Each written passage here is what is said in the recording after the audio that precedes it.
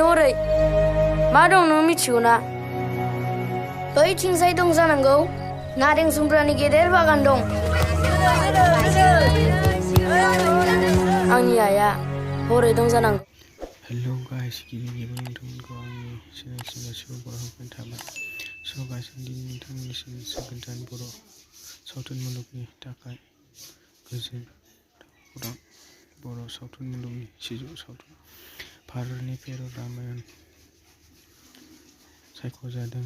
विशाल प्रडाक्शन्सजों दिहुनजानाय बे सिजौ सावथुना 2020 नबेम्बरनिफ्राय गवायाव इन्टारनेशनेल फिल्म फेस्टिभेल इन्डिया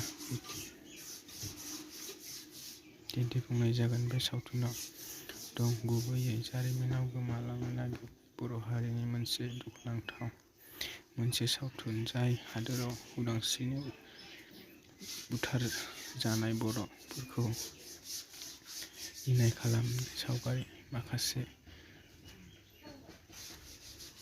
फाव खालामनायखौ नुनो मोनगोन।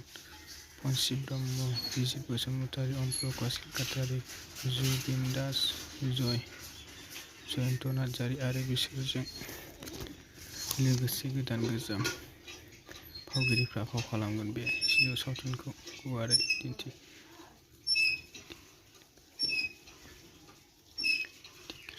डिरेक्सन खालामदों विशाल बिसिया, प्रडिउस खालामदों अम प्रकाश कटारी आरो मिउजिकखौ फकास खालामदों दुबुजित-गिया। बिथांमोना बे सावथुननि माखासे सिनारिफोरखौ अरुणाचल प्रदेश आरो मानास नेशनेल पार्क बाक्सानि सायखंगुरि जायगायाव लादों। बिथांमोना दानि बे आबुं सावथुनखौ लकेल हल एबा सिनेमा हलफोराव नुनो मोननाय नङा होननानै बिथांमोना फोरमायदों। फिल्म फेस्टिभेलफोरा दिन्थिगोन।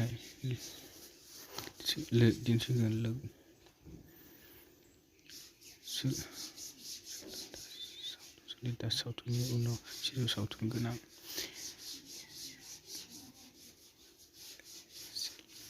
सेलेक्शन